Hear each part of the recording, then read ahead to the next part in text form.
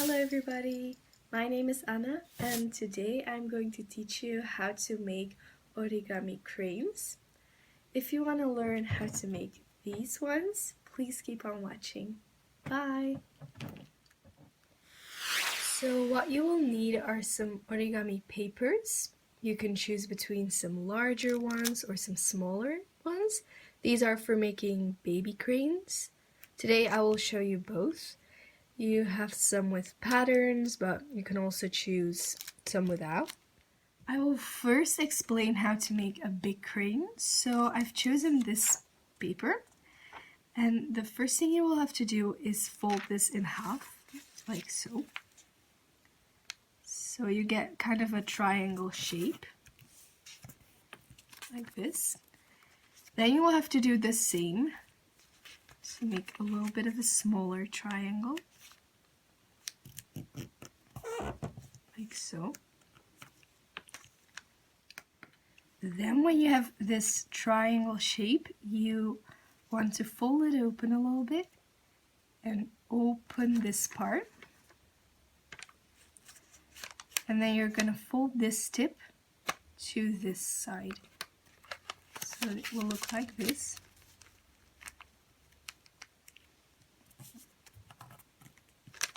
So this is what it looks like. So then you are going to repeat the same step on the other side. So you turn it over. And you open this up. You're going to bring this side to the other. So it will look like this.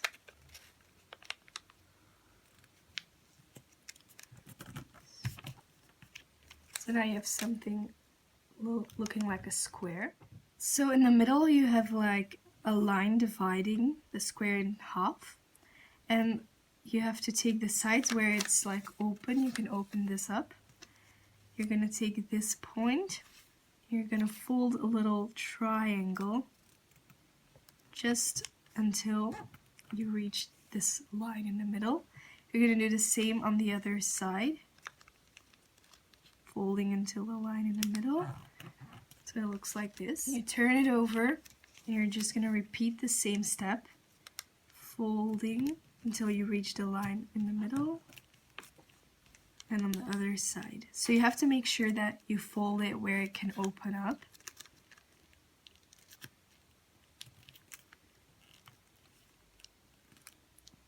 So now you have something that looks like this.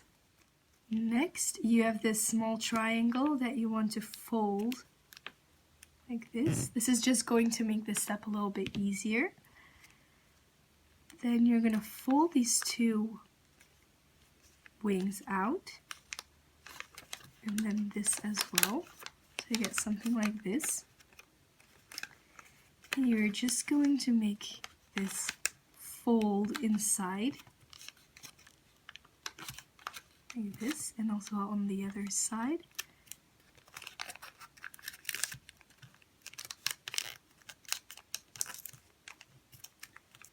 So now your paper is elongated.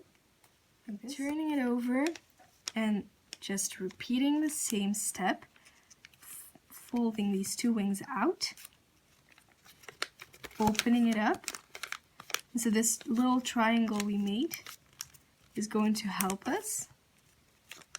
So this, you're going to stretch it out and then fold these two wings inside paper.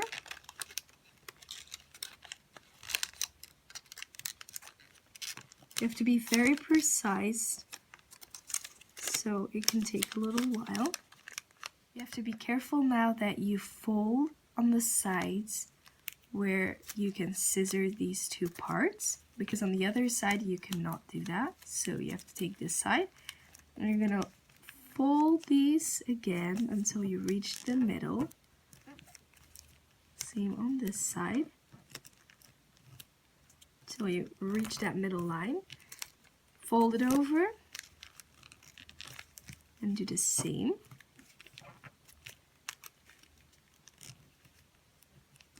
But be careful not to fold too closely to the line. Just leave a little bit space. So when you have reached this point, you're going to fold open one side. You're gonna be folding it double, like so. Turning it over, doing the same on the other side. Folding it over like so. Then you have something looking like this, so we're almost done. And now you're gonna choose one side you want to make the head. So for example, this side. So the head of the crane, you just take this part and fold it a little bit so you can create a beak, like so. Then you're gonna fold it tightly, really press. So this is kind of the head. Then on the other side is going to be the tail, so you really want to tighten this up, like so. Just fold it over. And then now you can fold the wings, or you can bring out the wings like this.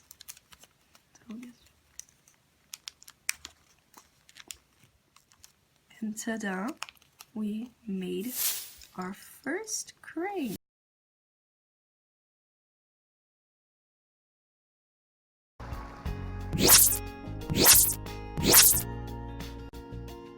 Tell me all about this name. Hello everyone, I'm Yung. I'm from Vietnam, and today I want to tell you a little about my city where I'm living and a little about seafood in my city. Today my friends will go with me for dinner together, and currently now I'm standing in the book street. Let's enjoy. Okay.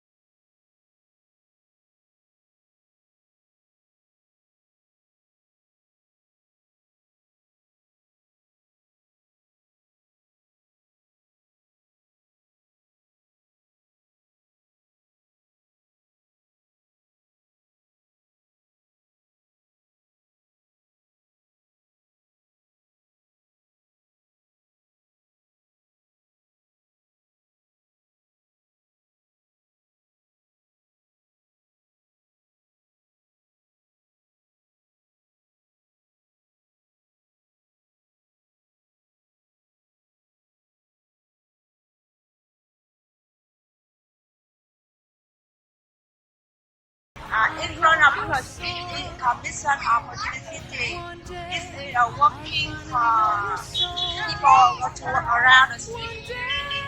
Let's enter.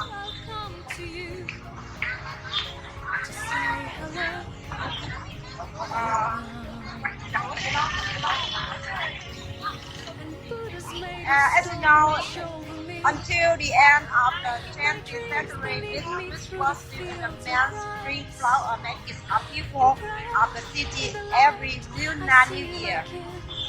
This is a place where flowers and bouquets were bought. So this is also called green weather after periods of high hiatus from the Lunar New Year in 2004. Green web flower market not respond but a few developed annual still selling of three flavors flower with flowers but are arranged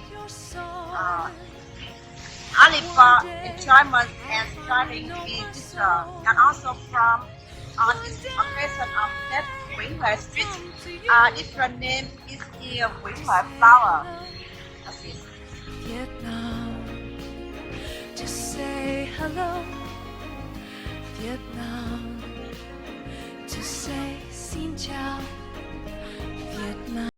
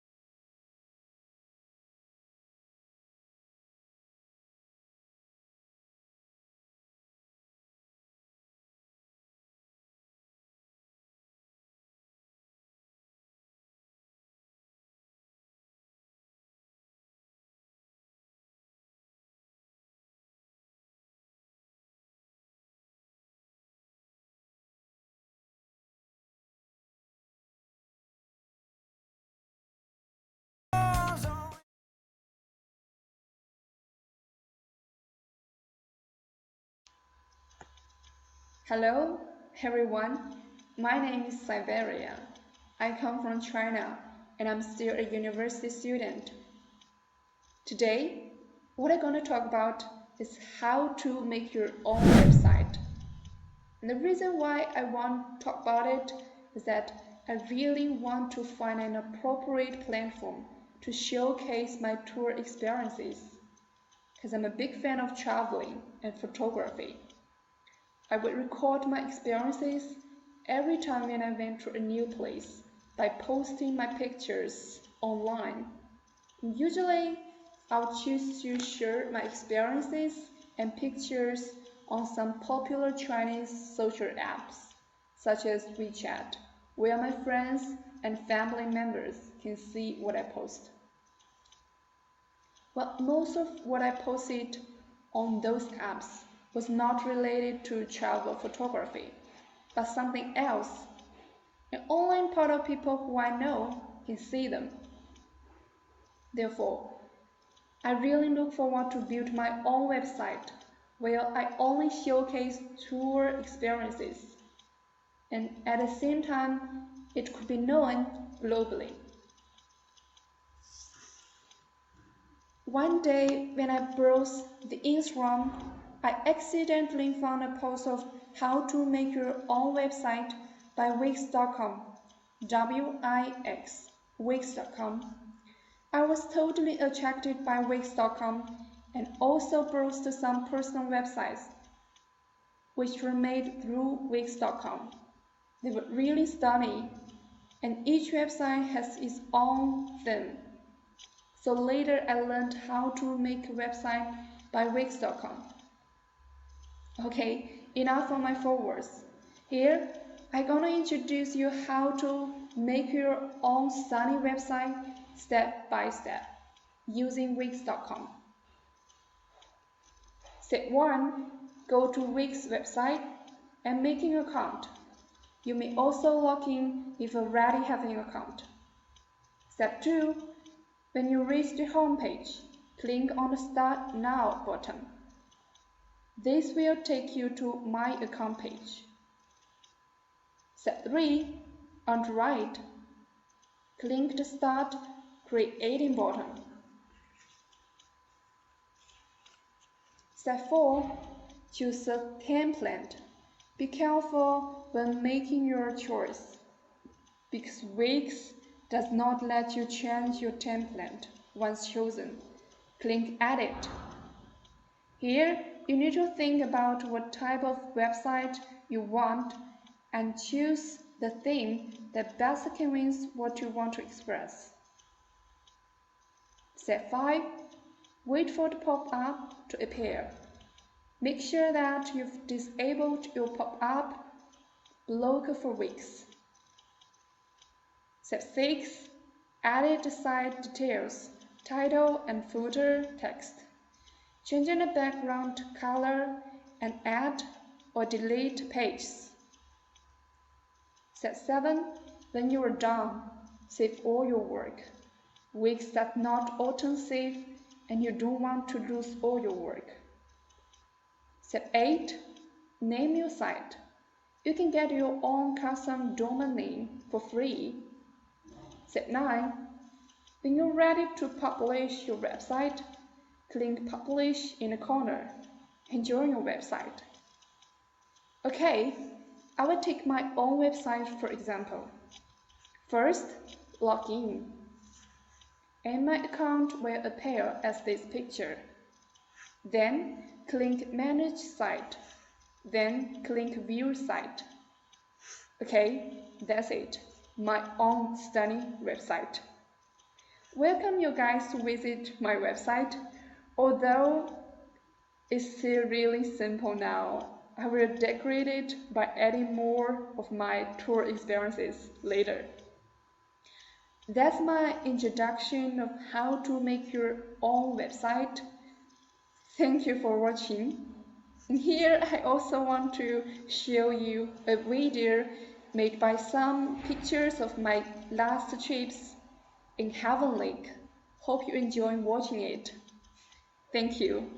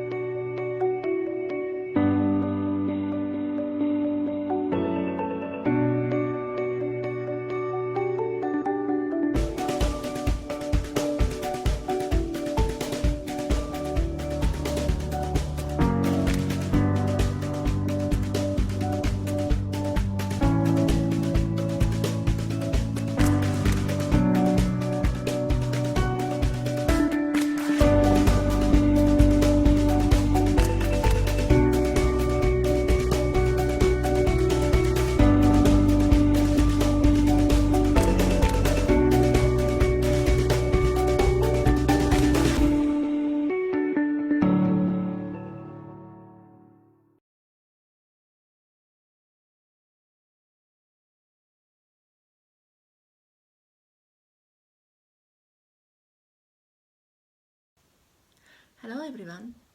Today I'm making a beautiful delicious macarons with chocolate ganache filling.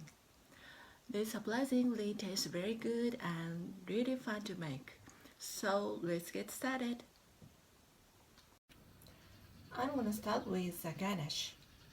Here are the ingredients. 100 grams of bitter chocolate, 50 grams of fresh cream, 20 grams of unsalted butter, and 1 teaspoon of dark rum.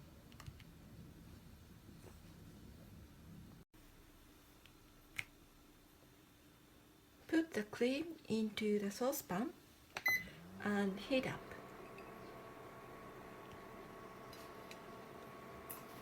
Add the chocolate into it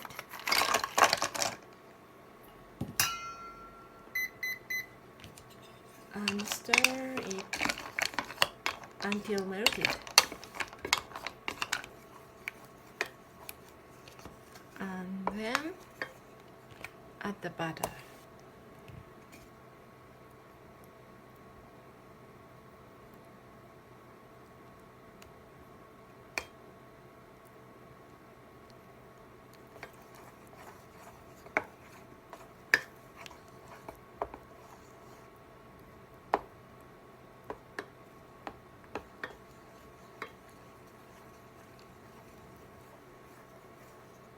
And now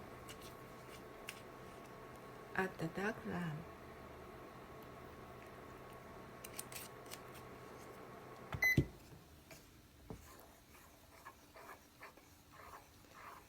So just let it cool and put them into a piping bag and keep it in the fridge.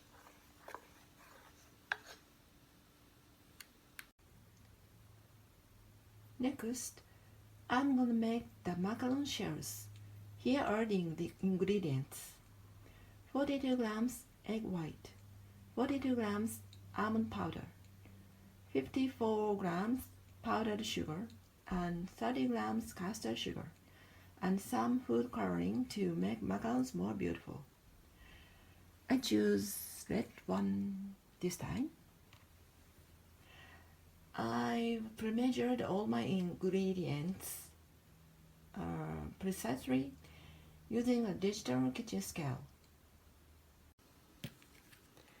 I'm gonna shift the powdered sugar and like this.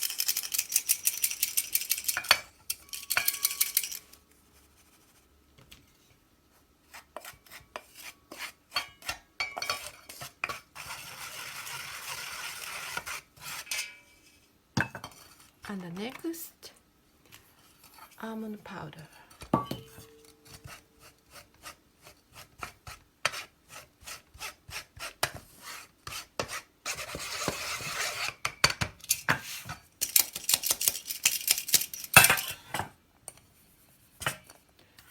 Mix together. Then I'm gonna beat the egg white starting at a low speed.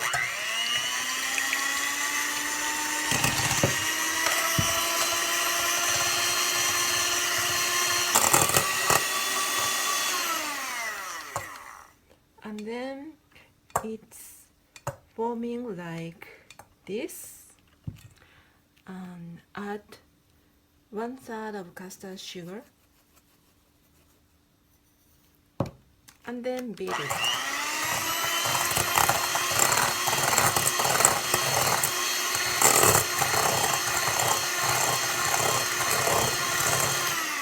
And gradually increase the speed.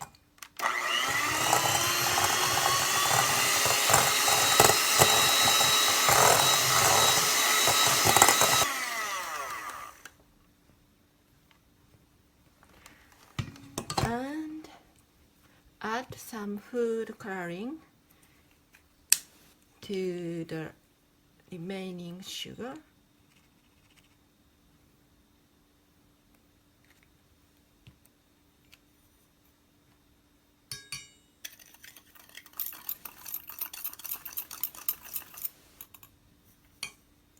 and add this into the egg white and keep beating.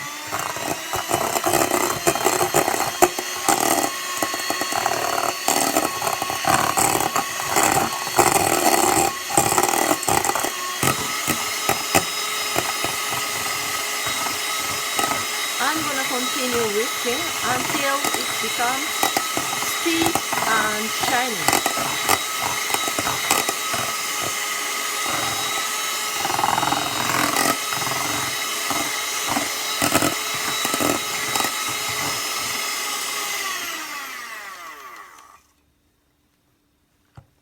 Okay.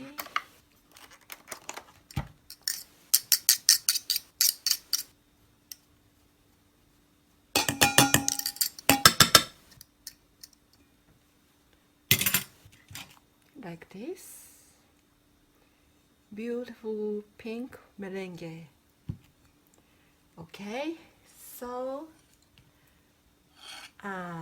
now I'm gonna add powders into the egg whites.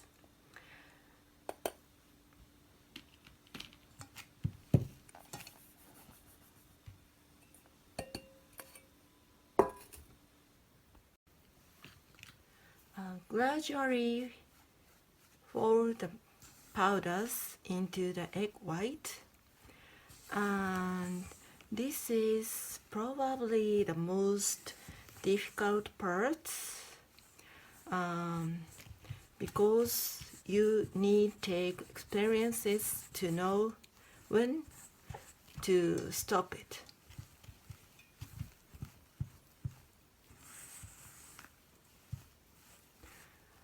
This mixture need to have a specific consistency,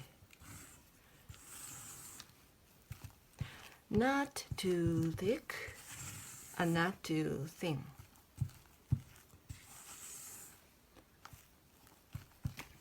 I'm gonna continue to do this until the mixture makes a ribbon shape when it falls off the spatula.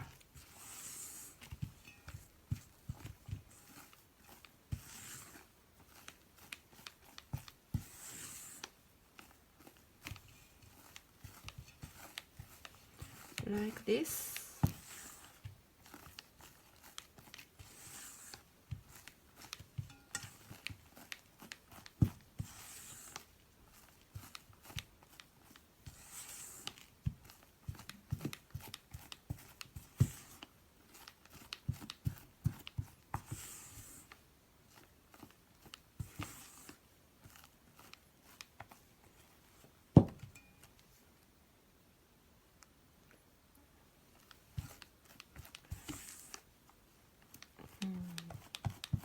When it falls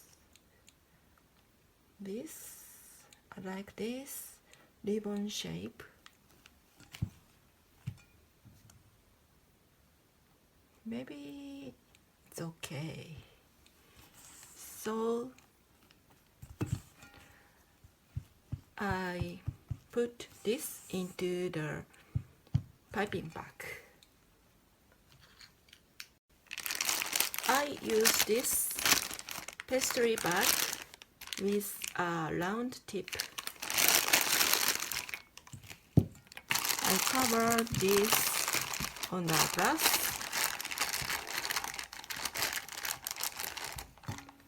and put the mixture in this bag.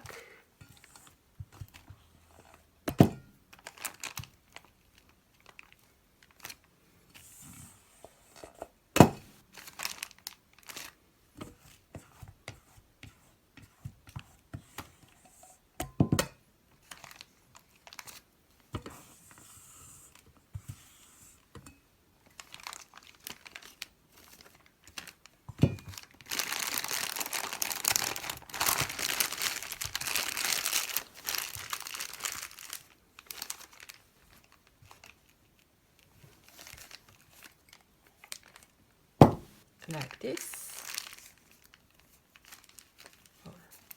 Okay.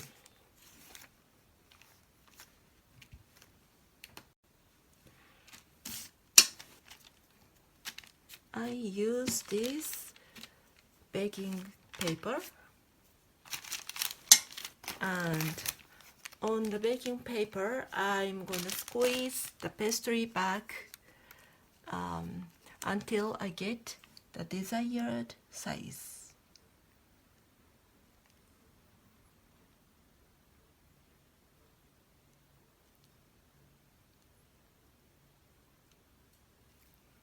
Like this.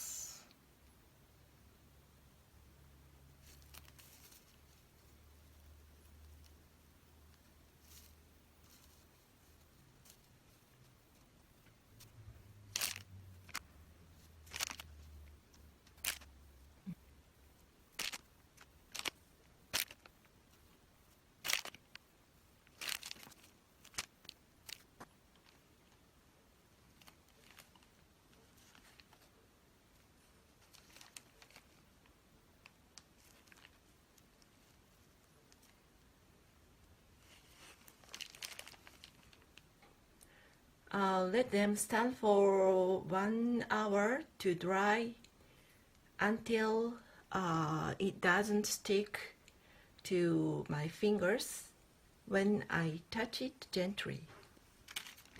So I have to wait maybe 1 hour.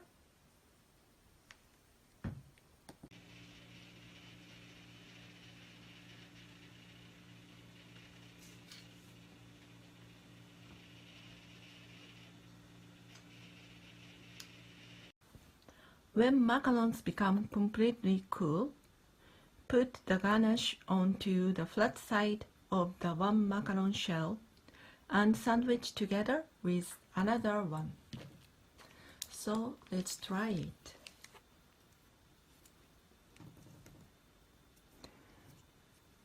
Put the ganache onto the flat side of one macaron shell and sandwich together another one, and squeeze gently to spread the cream.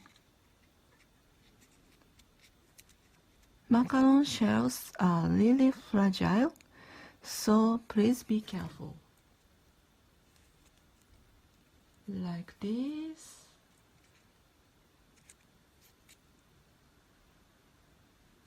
Good.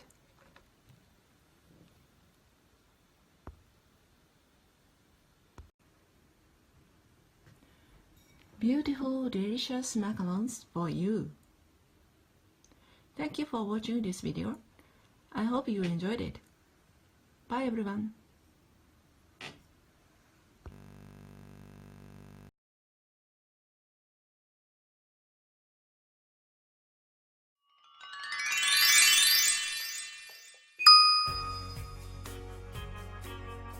Hello everyone, I'm Nhan from Vietnam. I'm 30 years old. I'm living in Ho Chi Minh City. Today, when I was walking on the street, I felt a familiar smell of a flower that is a scent of milk flower. I suddenly remember that Hanoi, the capital city of Vietnam. Hanoi city is famous for the flower. So many people all around the world. Came to Hanoi on an autumn day, and my first feeling was the feeling of a peaceful space, not like in other cities. That feeling was overwhelming on my soul. When I was walking along with you and enjoying the milk flower. Milk flower bloom in late September to early October. This time is the last few days of autumn in Hanoi. Whoever gets to visit Hanoi at least once in their life will never forget the beauty of milk flower. All streets are always in the mind of Hanoian. Every street has a lot of milk flower trees, unlike other flower. Milk flower have a intense taste, a special claw. Small petal glomerati cover the top of teeth. These teeth don't have a season. Where is it leaf from? So you will see in the breast all around the year. Milk flower not only stand out in beauty, but also it has a very unique and attractive taste that other flowers don't have. Milk flower have been always a part of Hanoi city and Hanoi people. Going through the Hanoi city, I feel taste of flower in everywhere. All of Hanoi city are filled with the taste of milk flower.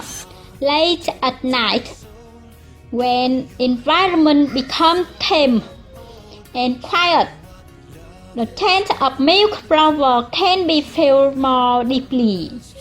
Walking through the streets in autumn and everywhere passing an area filled with milk flower, I always get to remember the beautiful memory in my past. Milk flower bloom when the weather is becoming cold, usually at the end of autumn. The scent of milk flower penetrates into people's hearts and rejuvenates themselves around this time in the year. Also, the flower itself is able to make you feel more romantic. Milk flower trees symbolize autumn in Hanoi, and it is subjected to many poems which are written about love. Not only poems, it is a subject for many nice songs about Hanoi. I love Hanoi. I love the early cold winter night with milk flower smell. I hope milk flower will be grown more on Hanoi City. Milk flower is a special precious gift that nature gives to us, especially to Hanoi. It's easy. Take me to your heart. Cầm trước người bắt đầu quay.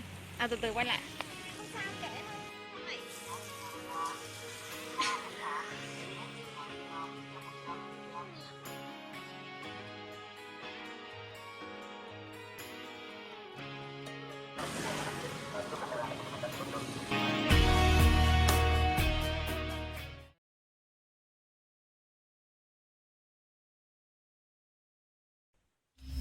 Hello everyone. Do you read newspaper every day? What will you use those newspapers after reading? This is newspaper written in Japanese. Can you read it? Most of Japanese newspapers are this size. 55 centimeter long, 80 centimeter wide. I wonder if the size is the same as the newspaper in your country. I think many people know origami, folding colorful papers like those. But we can also fold something interesting using newspapers. This is a small paper box.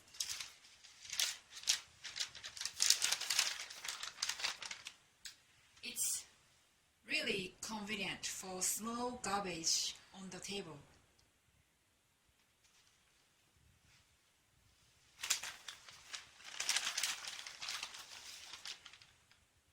And this is a paperback.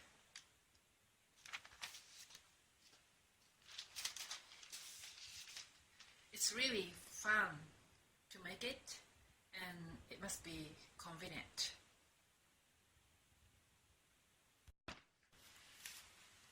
Well, use one newspaper and open it on the table like this. Number 1. Fold the paper to half for making the paper stronger. Number 2. Fold the paper to half and fold again to half.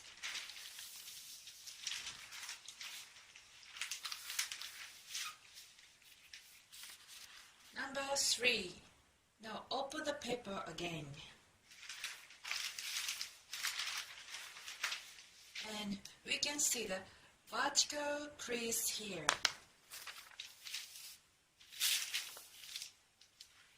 And fold 4 corners to the vertical crease, like this.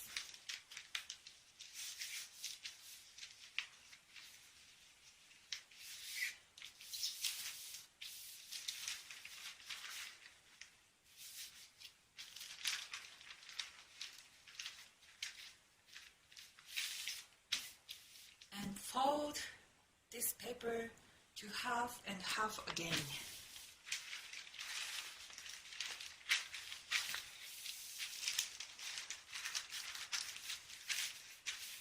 And number 6, open the pocket from here.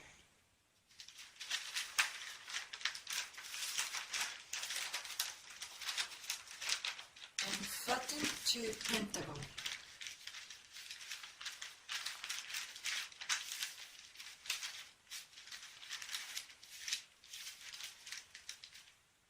Open another pocket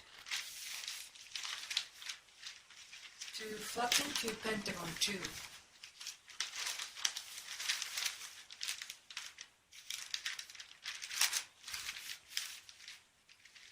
And fold to become a triangle to complete.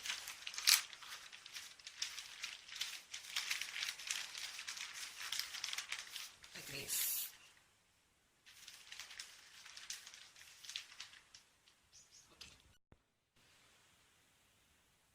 Well, this is a paper cracker. And now, let's try to make the sound. Okay.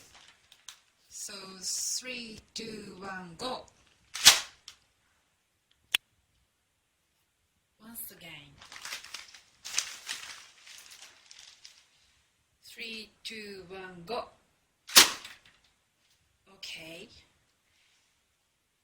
And we made a bigger one.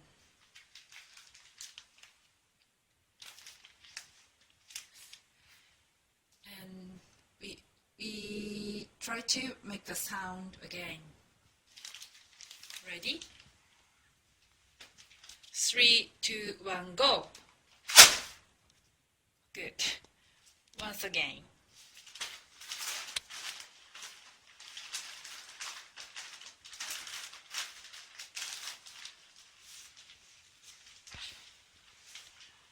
Okay, 3, 2, 1, go! Okay, thank you so much. I hope you enjoy it and try to make it for your children. Thank you for watching and goodbye now.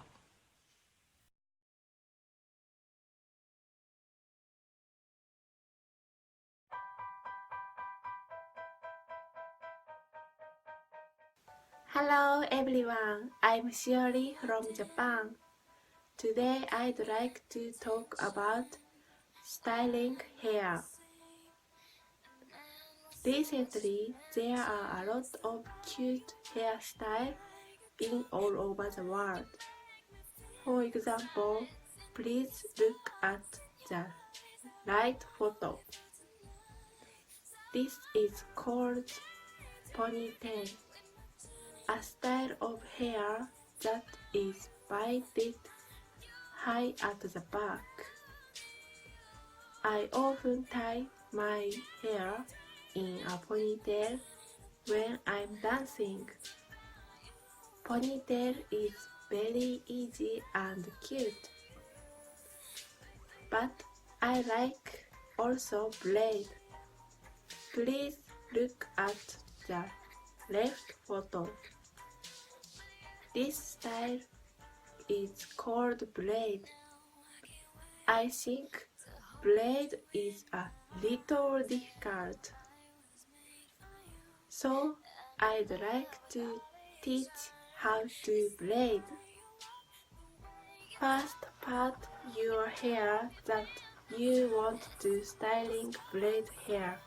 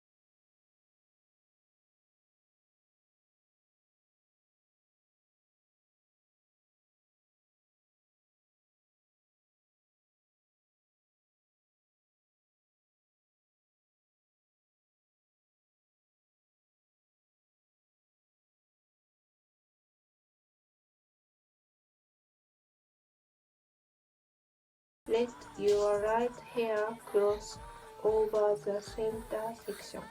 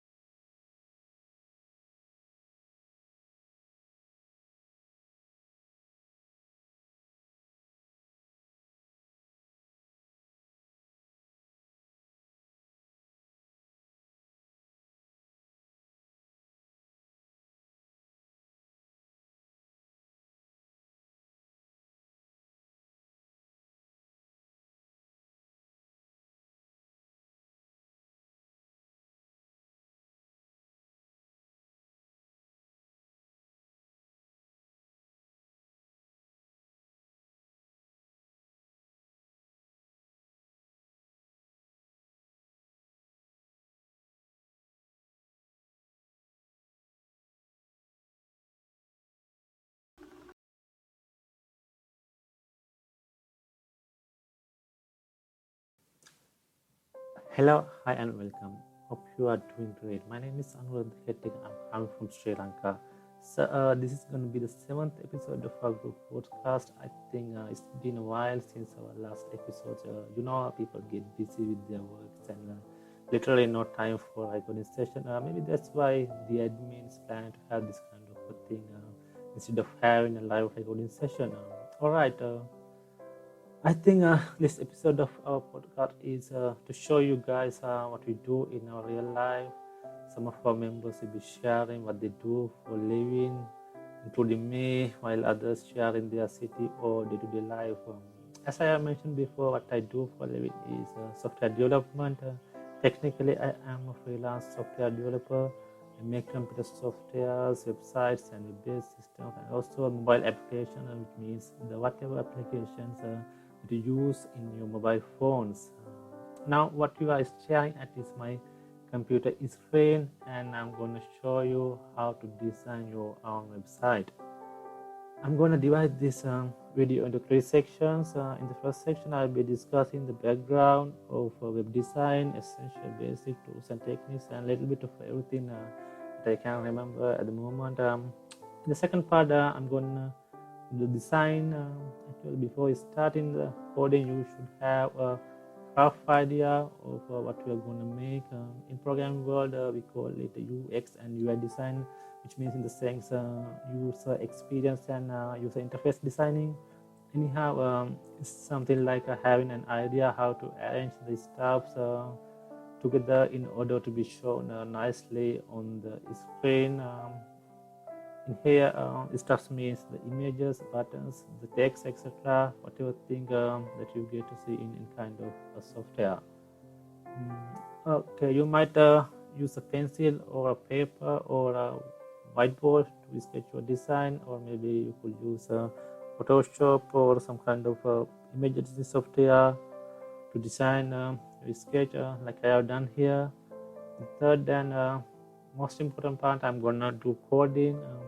I'll show you how to code this web page from A to Z, and we are gonna do this in old school way, which means not web programming.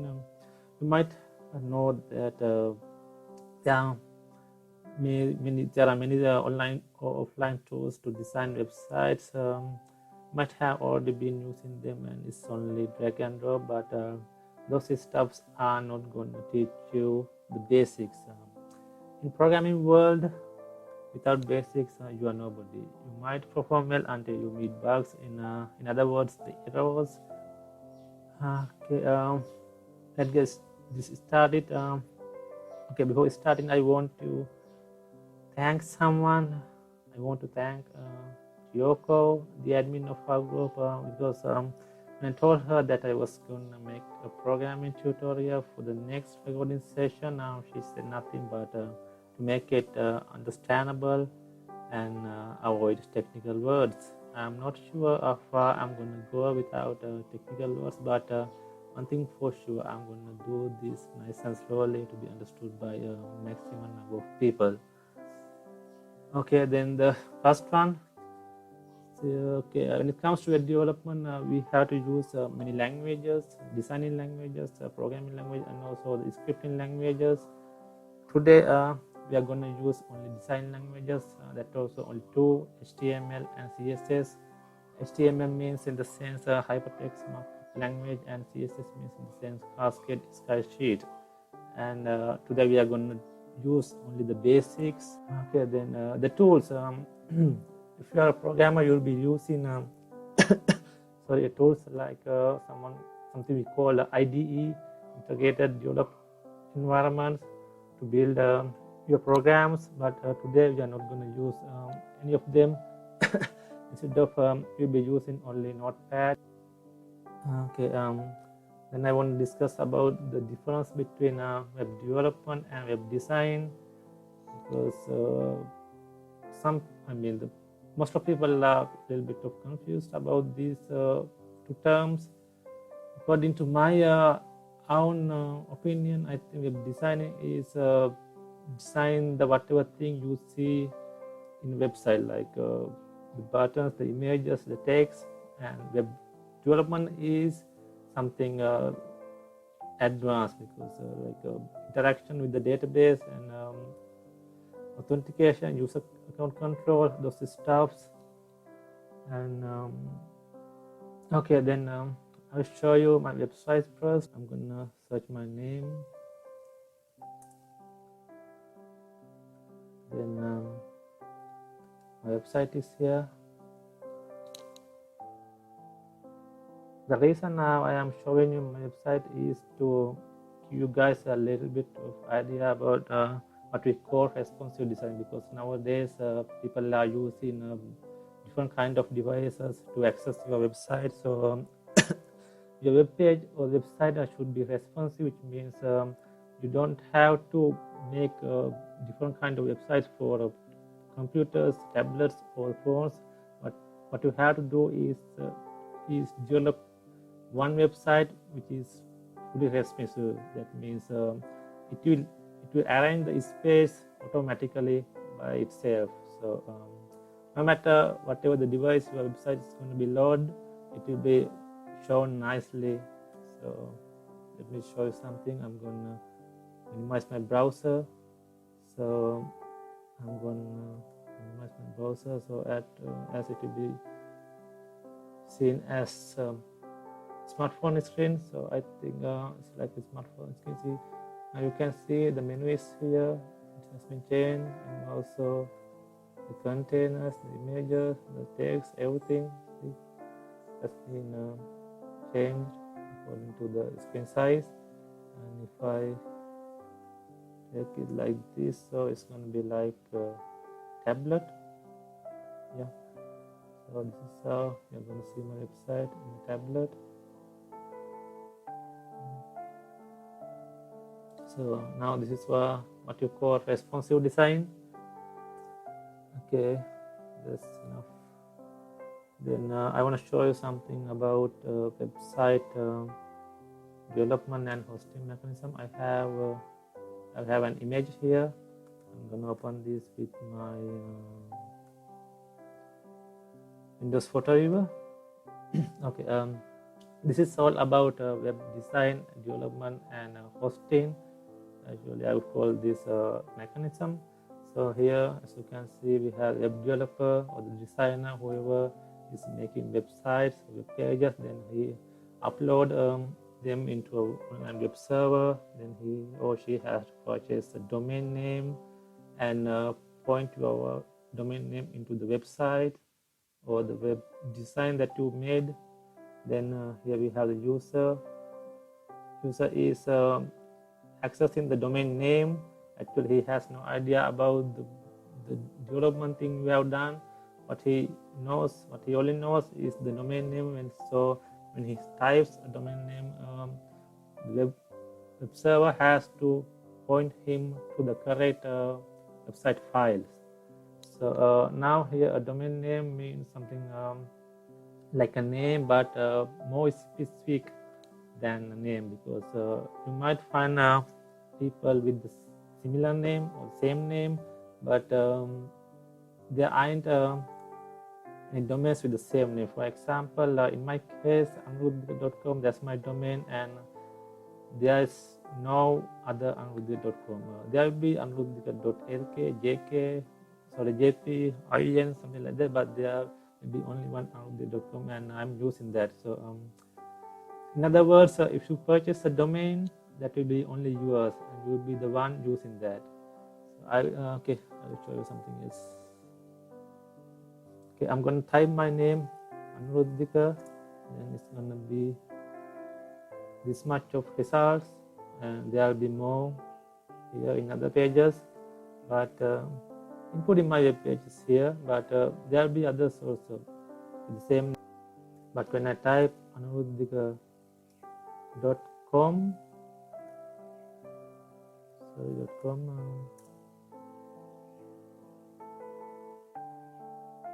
so the browser will take you to the web page.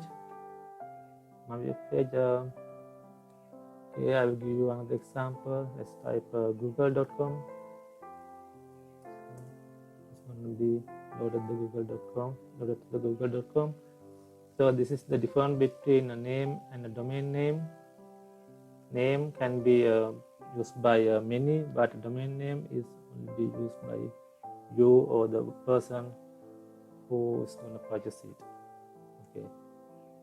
Then section 2, we are going to talking about the designing part. So before designing, you have to decide how many items you are going to use in your web page. For example, how many images, how many headlines, how many paragraphs, how many buttons, how many text field. So you have to decide them at first. Then you have to decide how to arrange the items. You have to use stylish design, and also you have to think about ease of access, and you have to give priority. For example, in your web page, you'll be having several headlines, but you have to prioritize each one of them. And then space arrangement is something really important, because you have to do space arrangement according to the priority. For example, if you are giving priority to one image, you have to use a little bit of larger space for that image. So when it comes to space arrangement, we can use fixed space or the percentages. Okay, then I'm going to show you the designing of our web page that we are going to build today. So this is the design of our web page.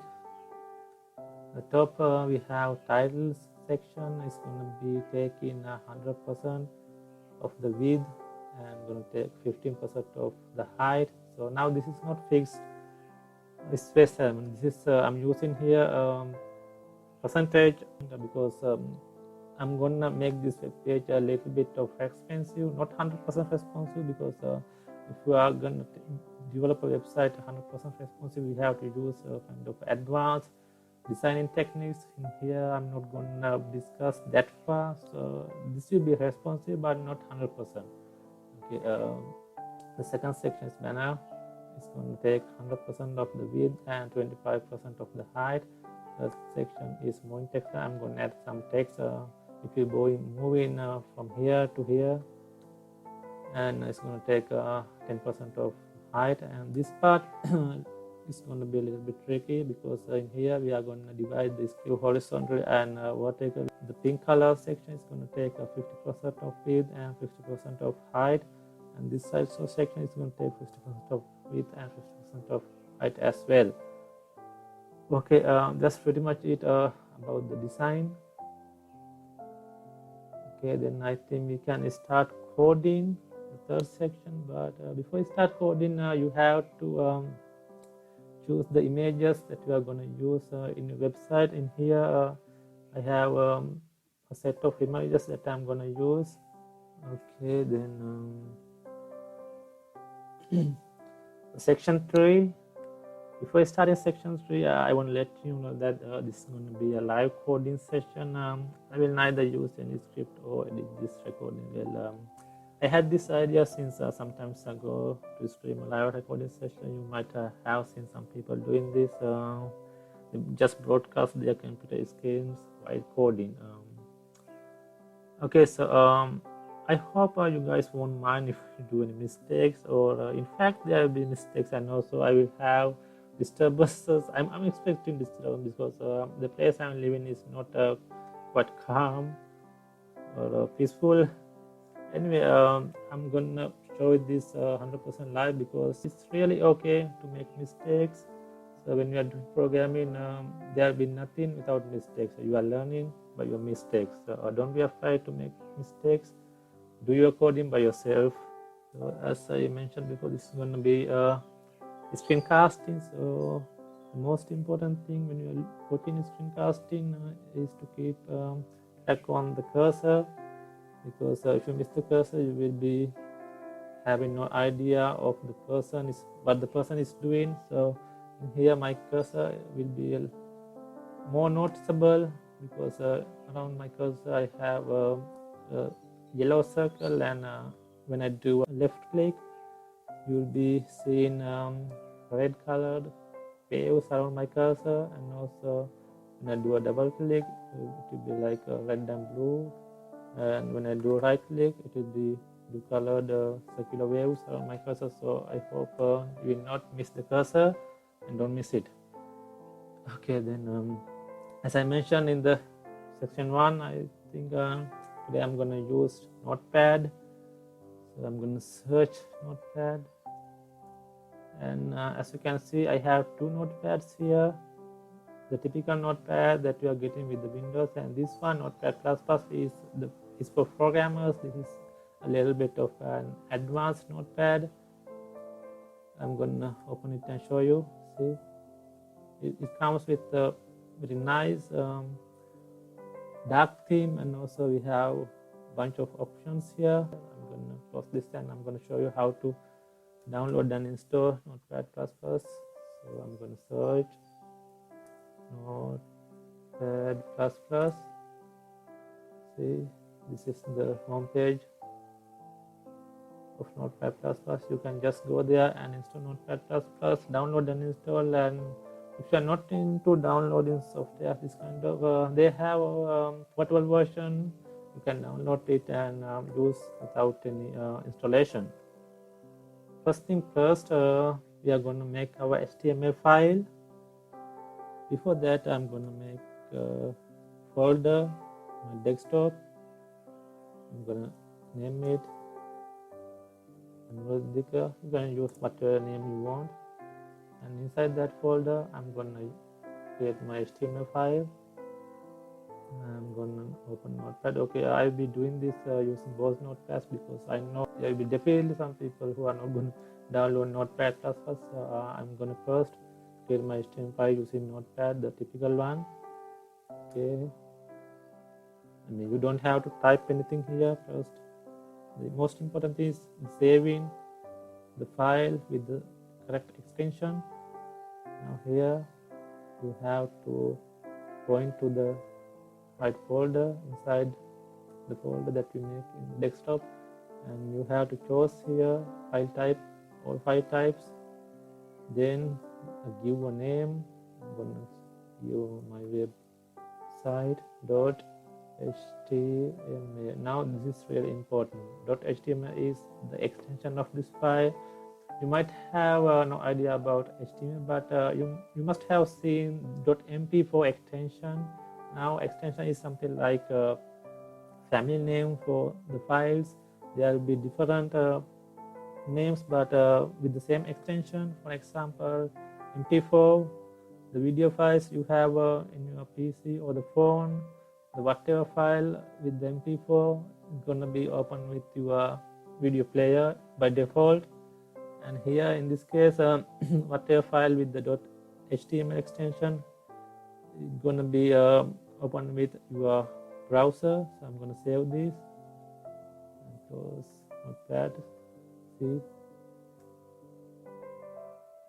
the file we just created is here, and you can see it's going to be open with the browser. Now here in my place, my default browser is Google Chrome, so that's why this is going to be open with Google Chrome. But in your case, this might be different, maybe Internet Explorer or the Opera, just whatever browser you are using. And I'm going to double click this, and it's going to be open with my browser. Inside that there's nothing because we don't have anything placed in inside the HTML file. So I'm going to delete this because today we are going to do this tutorial with the Notepad++. I'm going to open Notepad++ now. Then I'm going to save this, and on desktop I'm going to find my folder. See my folders here.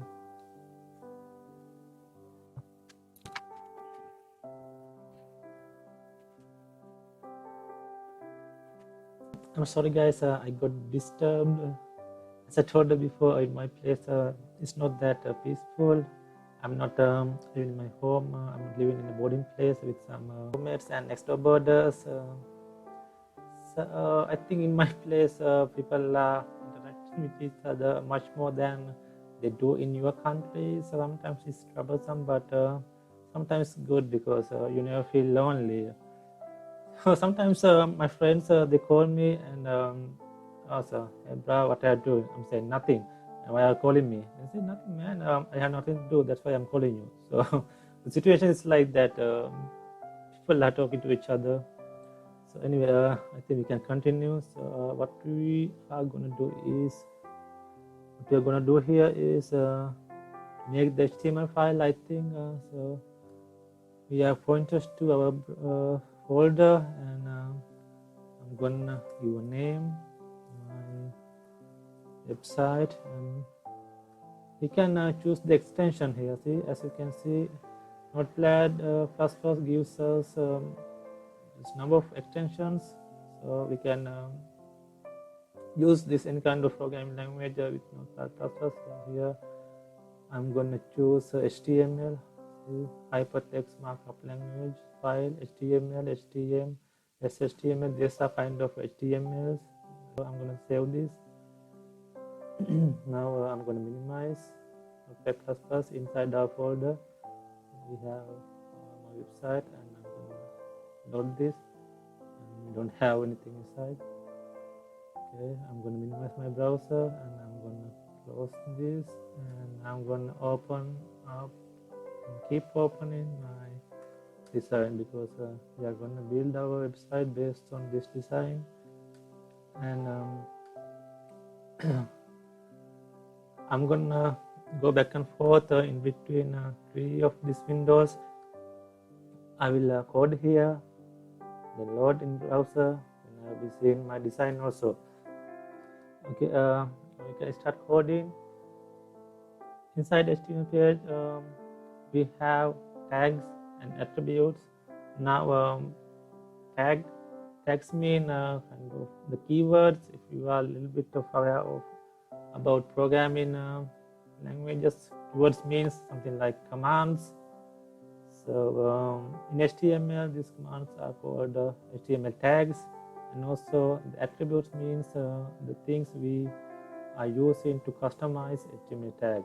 So you know that in every command they have a default instructions, and if you need something customized, we have to use attributes.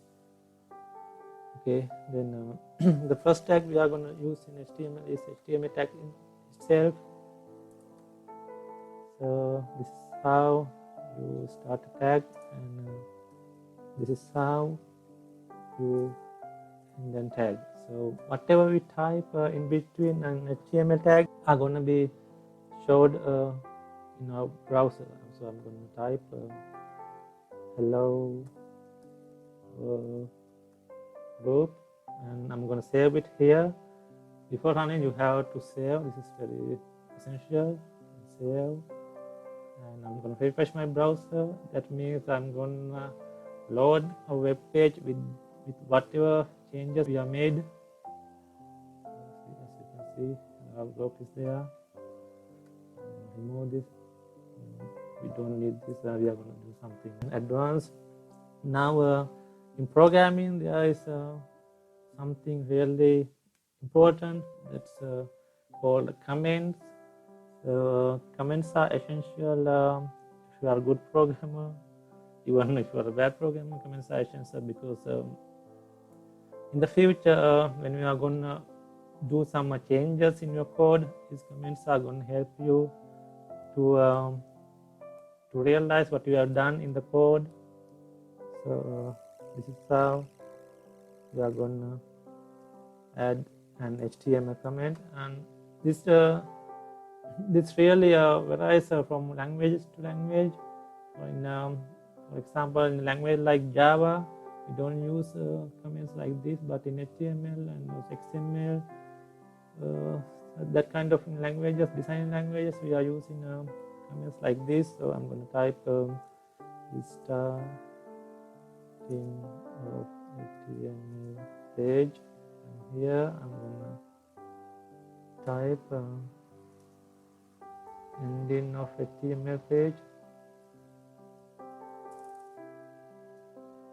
Of HTML page.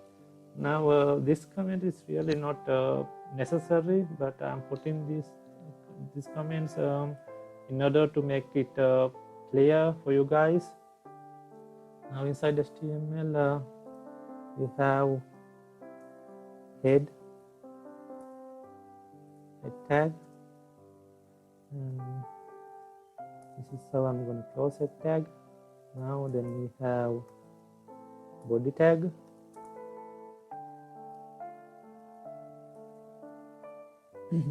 So I think HTML page is something little bit similar to human body, because it has a head section and also body. Inside head section in HTML we are not displaying anything, but we load the whatever things we are going to use inside the body section. The images, we can load images over the database, connectivity, and load data from the database. And also we can load CSS style sheets in our head section and use inside our body. Okay, then I'm going to add a comment, head section, head section, this is head section, and this is the end of head section.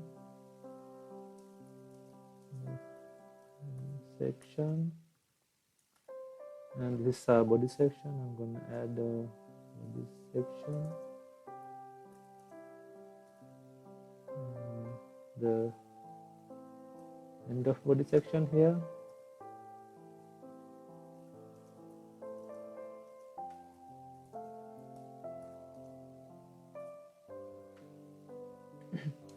Okay, before moving into the other parts of this code, I have to mention something here, because if you are into programming, you have to make your typing 100% accurate, because if you miss a dot, colon, semicolon, or just a letter, however it is big or small, if you miss something, your program is going to be not working. It will be giving errors. So you have to type everything 100% accurately.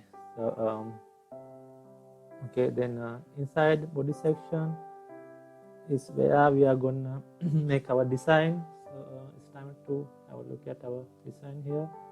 So we can see 5 sections here, 1, 2, 3, then 5 sections. So we are gonna make 5 sections.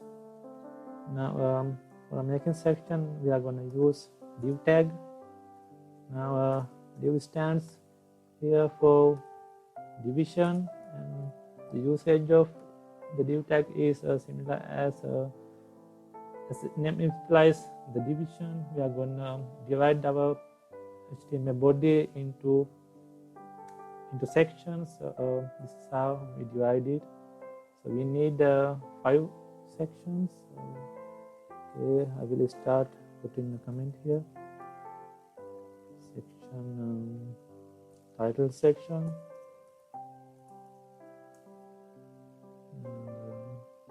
End of title section here.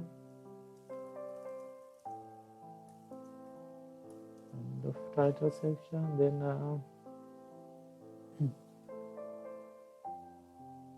I think you can copy this div and paste, because it will be the same thing.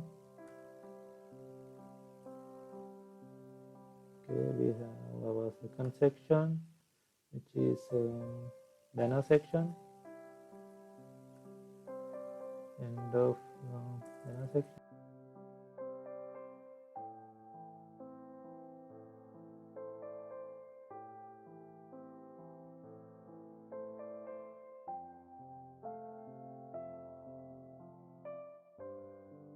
And then end of slideshow.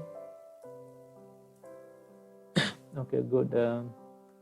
Now we are done with sectioning or the arranging spaces. I'm going to run this, and you can see nothing, because those things are the commands, tags. We have divided our page into sections, but we haven't printed anything. That's why you cannot see. So I'm gonna print. Actually, I'm gonna type something here.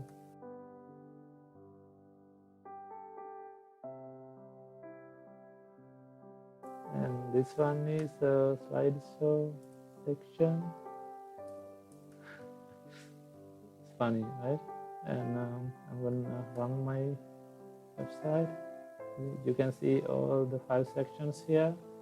So actually we haven't given any dimensions for those sections. That's why you can see them like this. So what I'm gonna give is dimension, but here title section is going to take 100% of width and 15% of height. But at first I'm going to give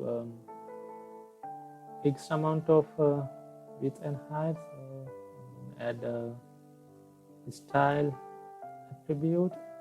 Inside style attribute, you can add width and height. Width, then colon. I'm gonna give 500 pixels. So and height of 200 pixels, and you have to end it with the semicolon.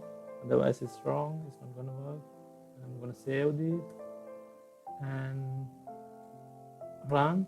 See, as you can see, you can see the height, but you cannot see the width because we don't have any background color. So I'm going to add it a background color. So the ground color, you can see it here, colon, gray. I'm going to add gray and save and run it. See, the gray is here. Okay, I think we should add a little bit of width. Let's add 700 pixels because I have to show something.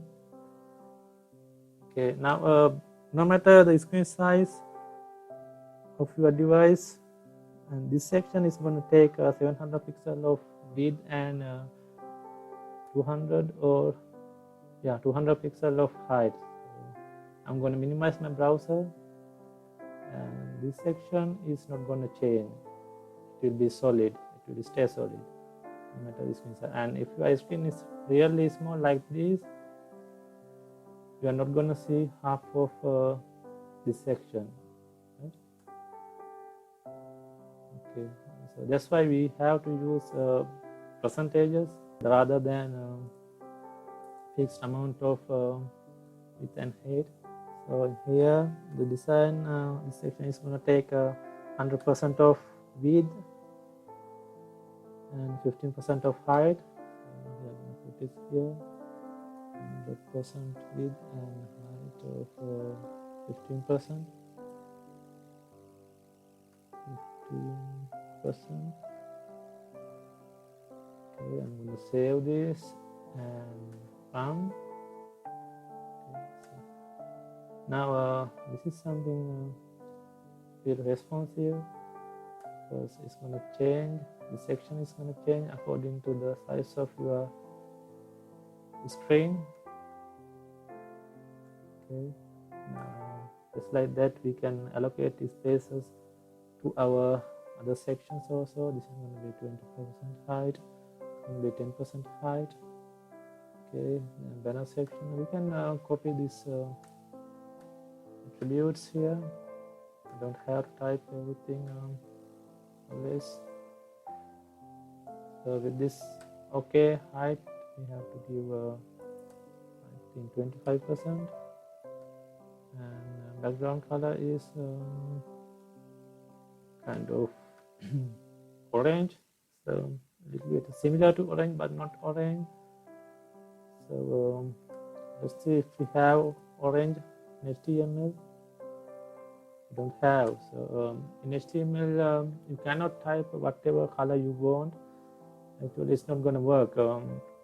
There are some kind of limited colors: red, blue, gray, green, yellow. If you need some kind of a custom color, you have to use color codes.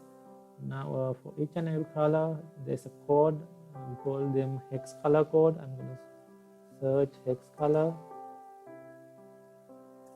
Then if you are using Chrome and Google, you'll be getting something like this, but don't freak out if you don't get this. And you can see many websites here, and you can access one of them and pick your color. Now X value is here, but you can see with starting with the hash, and we have to choose the color that we need. I think to be something like this. Then we are going to copy this color code and paste it into our code, and okay, save, and let's run. Yeah, it's good. Now the next section, moving text section, we can copy this here and paste, and the color we need here is blue. I think blue we have in HTML, so you don't have to use hex color. If you need, you can use something random, it doesn't matter. So but in here in my design I have blue, that's why I'm using blue. But for the next part, I think I will need to pick the color code of pink. So okay, before that, paste here, and in this section actually I think I have to set the height of 10%, and this section I have to use a width of 50% and also height of 50%. The ground color is, I'm gonna use sorry, the pink, kind of pink, hot pink I think. Okay, so here. Okay, I'm gonna save this and run in our browser, as you can see. Okay, now the last section, we are gonna give it the color of green. Actually, when allocating size, actually the percentages you have to take your browser, the width of your browser, width of your screen as 100%, and height is also 100%. Now if you count this amount, 50 here, then 60, 70, 70, sorry, actually 85, now 100. So it's going to fill our browser screen. So if you give this thing like 30% off, let's give 30% of height, and save, and see, it's not going to fill the browser window vertically, so that's why you have to calculate the percentages that we are going to use. So it's 50, and the last section actually we need this, and okay, I think width and height are okay. Background color we have to use green. Okay, save and run. I think this section is supposed to be here, but it's right under our personal profile section. Now this thing, or this happens because in HTML, whatever we type or whatever the thing we place are gonna be one below one, or one below one. So we have to change this. We have to give it positioning. So for that, I think we have to use float attribute. So here I'm gonna give the personal profile section. It has to be floated to left side, and this section has to be floated to right side of the window. And I'm gonna give a float here for the personal profile section, Actually, it's not necessary to give a float to our personal profile section because it's already in the right place, but I'm gonna give it anyhow. And this section should be floated into the right. Okay, save this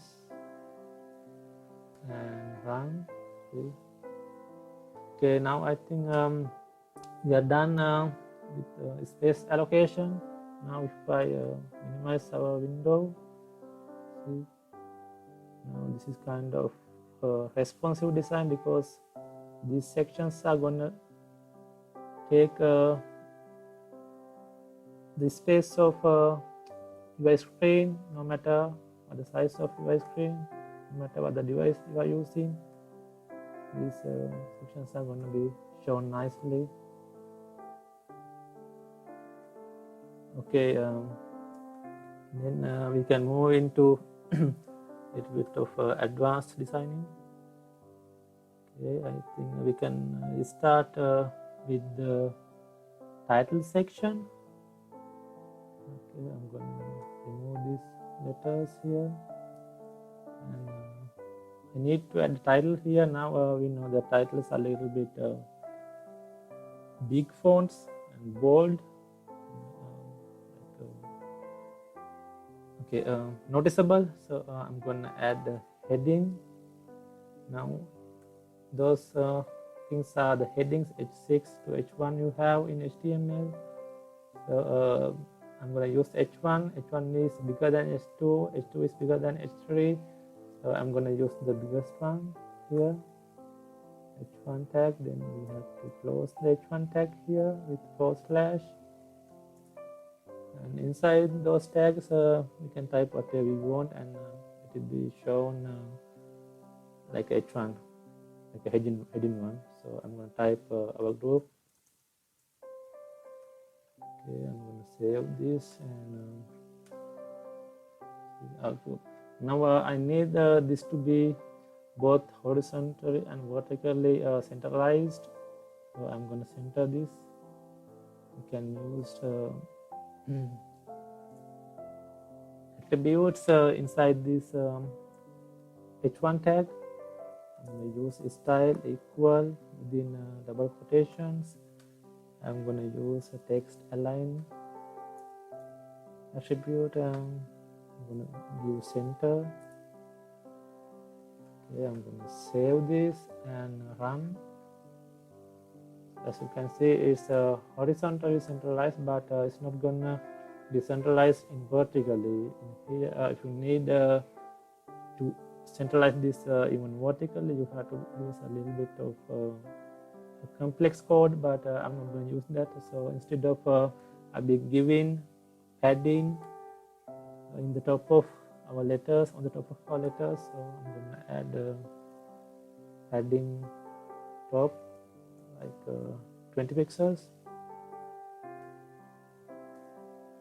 Okay, then save. Okay, it's a little bit centralized, and if I minimize my window, this text is not gonna change the size of it according to the screen size. So we have to do something like this. Now this is something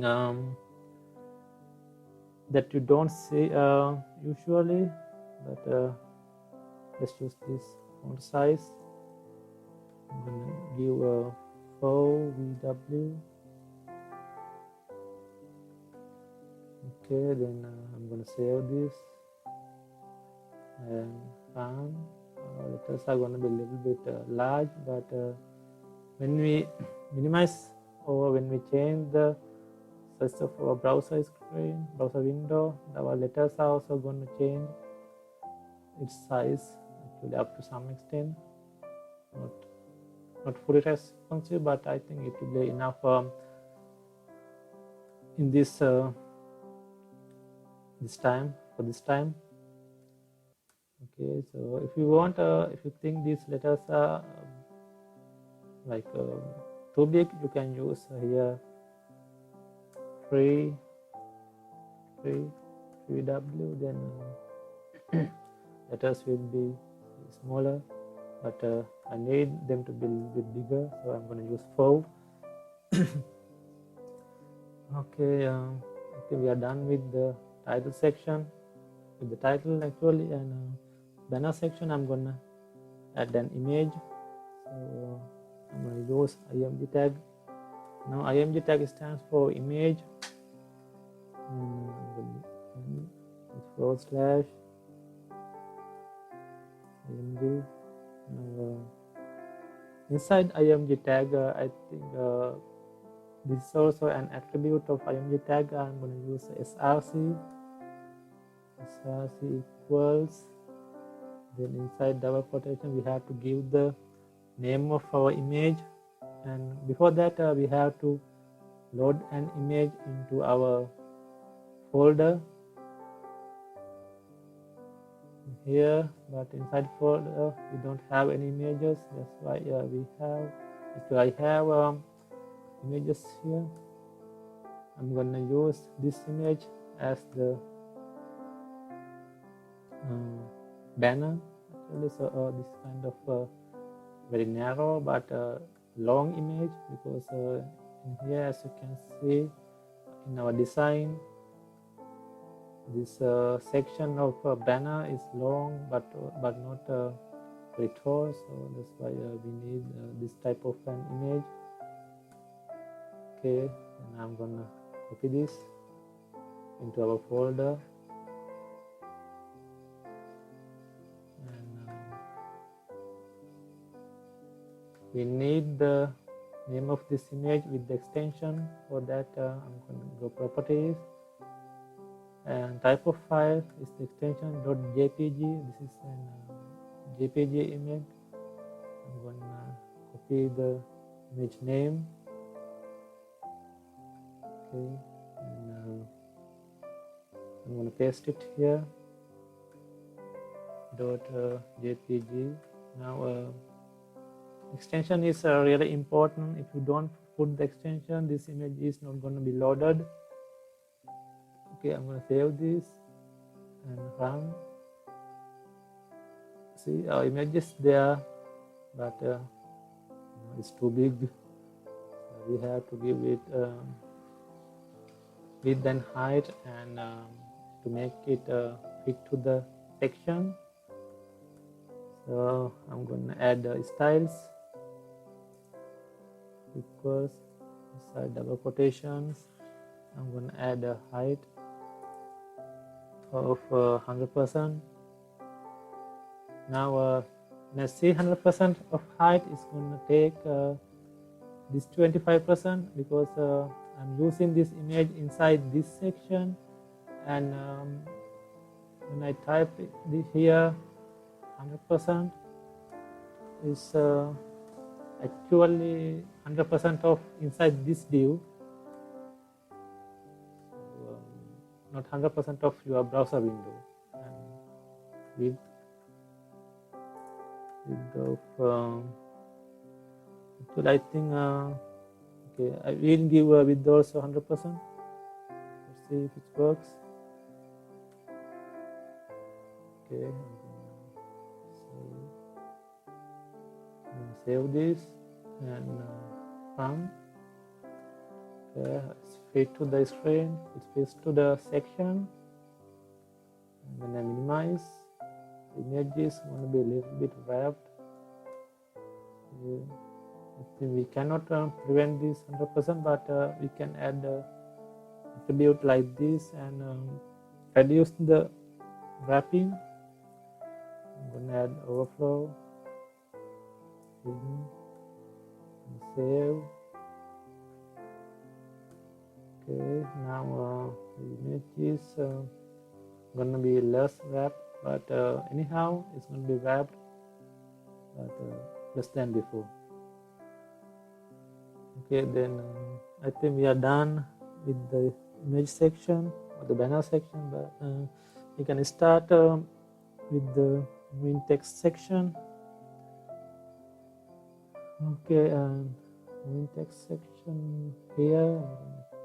Move this, and if we need something to be moved inside the HTML, we have to use some marquee. Here, marquee is also tagged. Okay, I'm gonna close marquee tag here with the forward slash and marquee.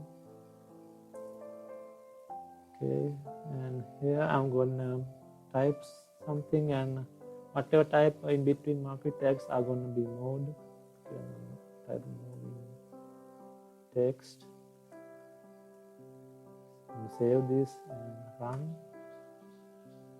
See, the sound moving. Now, as I told you, the beginning of third section, before starting coding, in HTML tags, they have a defined set of instructions, and if we need something custom, we have to add attributes and change it as we want. So I'm going to add some attributes to our marquee tag. I'm going to add behavior.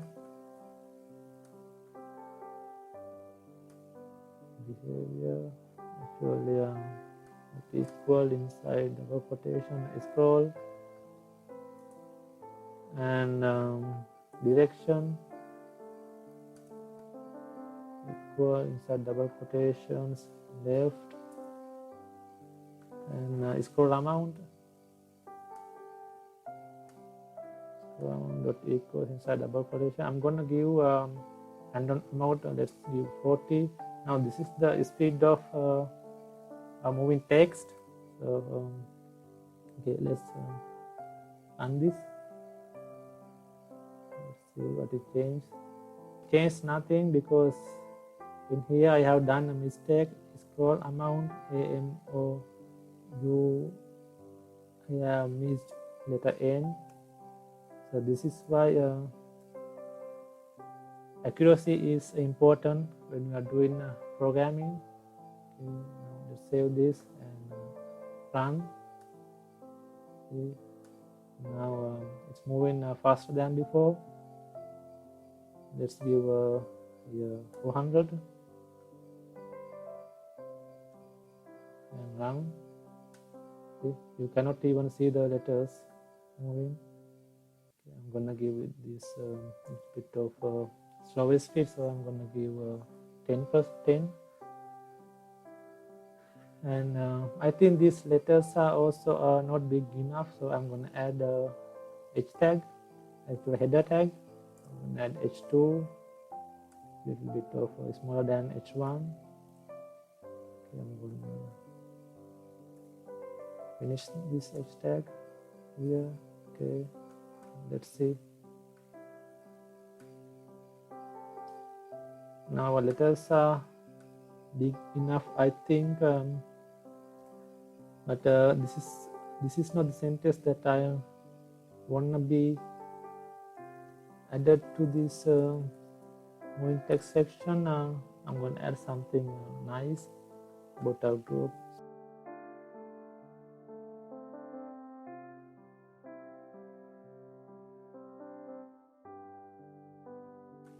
I think this is what I want to be added there. Okay, I'm going to run this. Okay, we are good to go. And then I think now we can move into the next two sections, personal profile and slideshow section.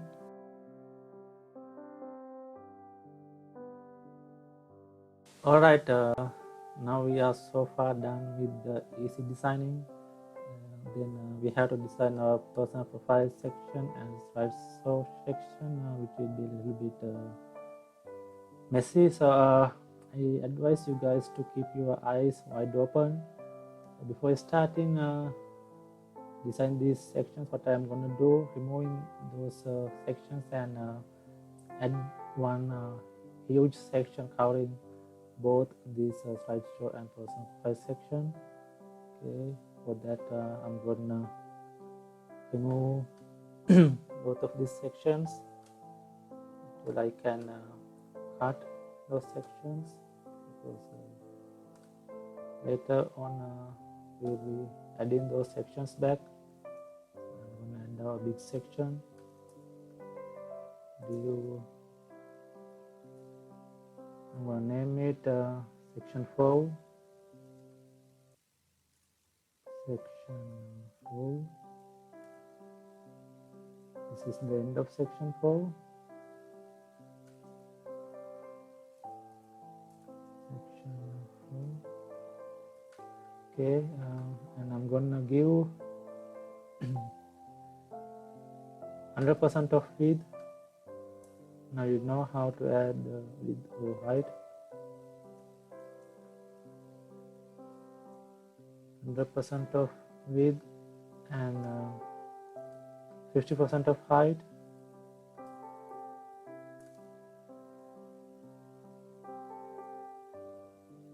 And I'm going to give background color of yellow, so it will be shown. Okay, I'm going to run to this section 4 has covered both the person profile section and slide source section. Now I'm going to add our section or both section of slideshow and person profile sections inside this section 4. Now you might feel that this is not necessary, but this is something really critical for our design and also to keep our site or website responsive. So inside this actually we don't need this background color, it's not necessary. Inside this div I'm going to paste our personal profile section and also the slideshow section. And what I'm do now is called indenting, because in programming indenting is really important to keep your code nice and clean. Now as you can see in this div, which is called section 4, we have two divs, personal profile section and slideshow section. So that's why we have put here a little bit of space, make it clear those divs are inside this big one. Okay, now we're going to save this and run. Okay, as you can see here, these two sections are not going to take this whole space, because in here now these two divs are inside this section 4, the bigger div, and we are still having the previous settings, which is 50% of height. Now it's not enough, we have to use 100% because now we are working inside the div. Okay, let's save and run. Okay, we are back to normal. Now what I want to do is to an background pattern to personal profile section. Before adding a pattern, we have to find an image. And, I'm going to save, actually copy an image from my image section, image collection, and save it inside our folder.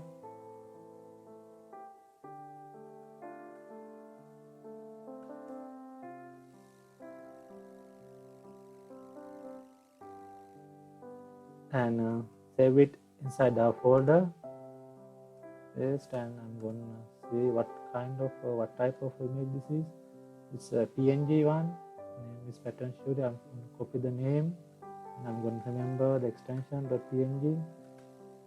Close our folder, open our code, and now I'm going to add this background pattern into our personal profile section. So I'm going to remove this background color, which is not necessary anymore, and I'm going to add background image. Actually background image, then URL.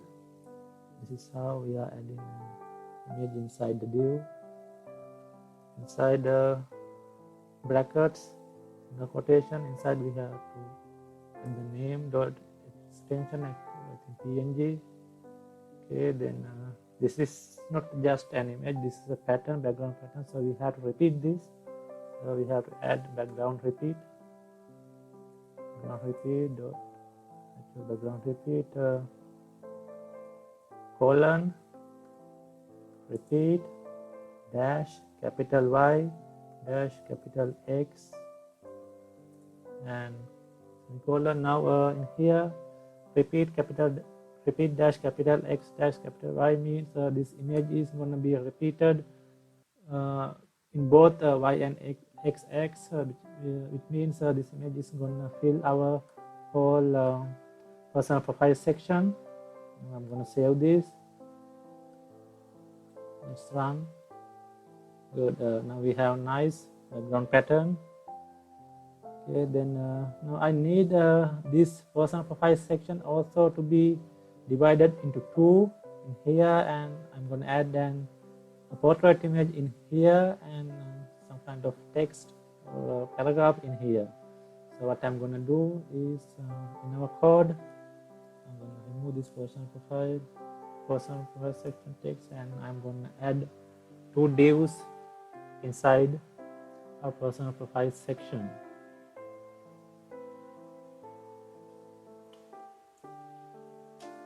Okay.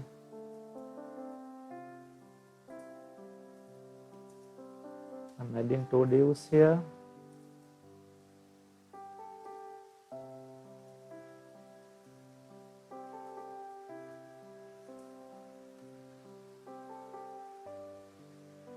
Now actually it's raining in my place. You might hear a little bit of noise, please don't mind. So this div, actually this section is gonna be the personal profile image section. Personal profile image section. And this one is going to be personal profile text.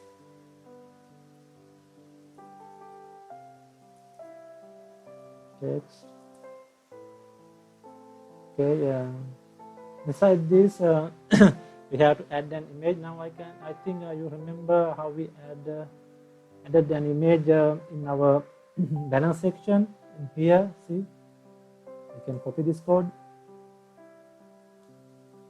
This is how we add an image. Now we have to remove this name and replace it with the name of the image that we are going to use. So before that, I think we have to find an image inside our image folder. I have an image of a beautiful girl, Shiori, from our group. I'm going to paste that image, copy and paste that image into our folder, and I'm going to see the extension. It's a JPEG one, name is Shiori. Okay, I'm going to change the name. Extension is the same, JPEG. Okay, Shiori, and style and height, we are going to give 100%, width also 100%, overflow. This is not necessary, but you can keep it. And I'm going to run this. See, image is wrapped. So we have to fix this. For that, I think we have to add some styles, actually attributes to our both these containers, actually image section and also the text section.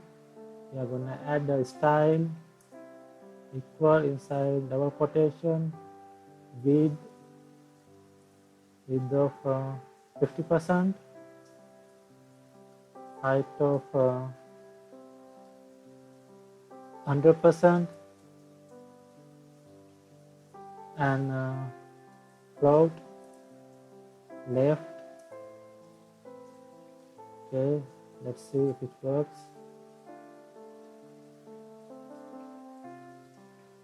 It's not working. Why? Let's see. See, I missed a semicolon here. I'm going to put the semicolon and save and run. See, now the space is fine, but image is a little bit wrapped, as you can see here, so we had to fix that also. For that, I'm going to give this inside this image tag style, I'm going to give a height of 100% and width I'm going to use auto. So save and run. See, now image is not wrapped anymore. Okay, then we can move on with our person profile text section, and we can add these style attributes to our person profile text section also, but our float should be right. Okay, and then inside this I need to add the headline and also a paragraph. So what I'm going to do is to add headline, I'm going to add H2,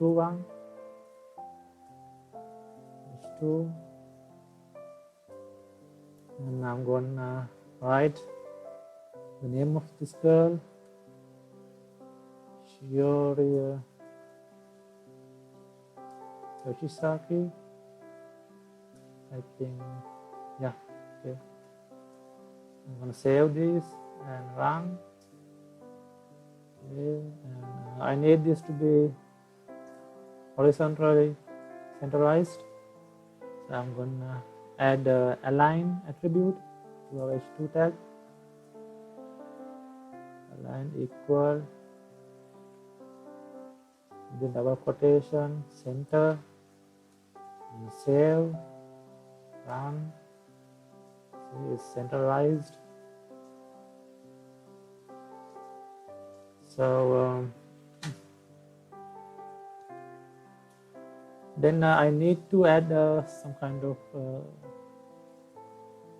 how do I say description about this image or the girls. I'm going to add P tag, which means paragraph. This is how you add a paragraph in HTML. So I'm going to type something nice for her. So,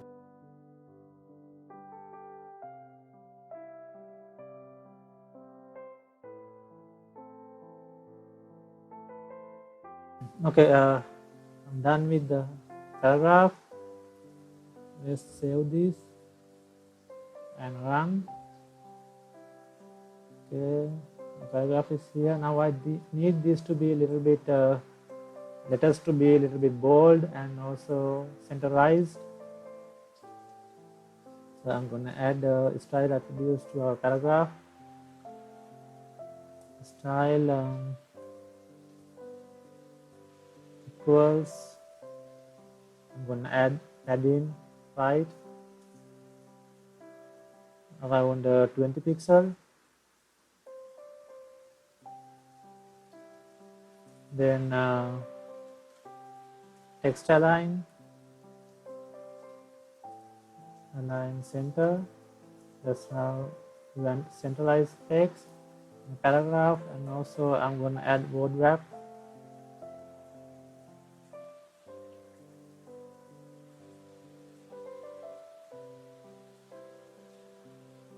Word wrap.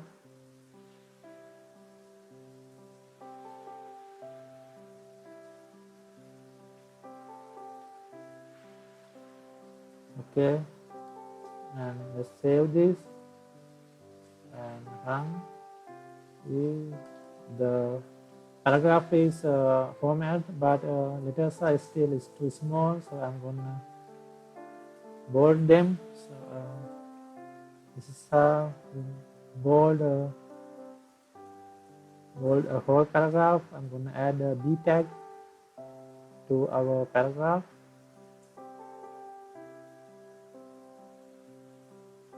It means bold. And save and run. See, now our letters are bold, nice and plain. Okay, now we are done with the person profile section. Now we have to work on a slideshow section, but before moving to the slideshow section, which will be a little bit complicated, I'm gonna add some style to our title section. I'm gonna add a background pattern, and also I'm gonna add a shadow to our title. Okay, first of all, I'm gonna load our background pattern for the title section. So this is the pattern I'm going to use. I'm going to copy and paste this inside our folder. And the pattern is, I'm going to copy the name of pattern. Actually, I can remember it. Pattern header pattern.jpg. Then I think we have already added the pattern to our person profile section, so we can copy that code. And, we have to find that. Yeah, see, background image. You can find that, and also the repeat thing. Sorry, X. Okay, then you can copy and paste this inside the title section, your title div. Okay, and I'm going to change this name into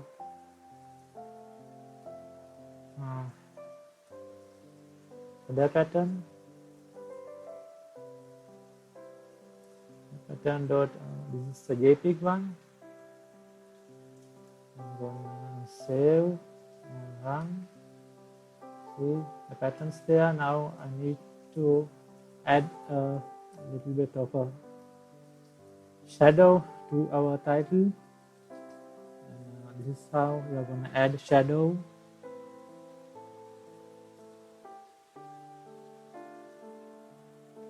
Text shadow. I'm going to add a text shadow to our header tag. Let's see if we have text shadow. Yeah, we have text shadow. I'm going to give a 2 pixel of shadow. And before putting the semicolon, we have to add the color. So I'm going to go there and get the help of our hex color picker. I'm going to add like kind of little bit pink color of shadow. Okay, this you have to paste the color code here, then semicolon. I'm going to save this and run. Our shadow is not working. Let's see the problem. Oh yeah, actually the problem here, we have added only one attribute. Now when you talk about shadows, they also have width and also height. So in here I have missed one of width or height, so I'm gonna give that attribute also 2 pixel. Let's save. See, we have the shadow. Okay, now I think we can move on making our slideshow section.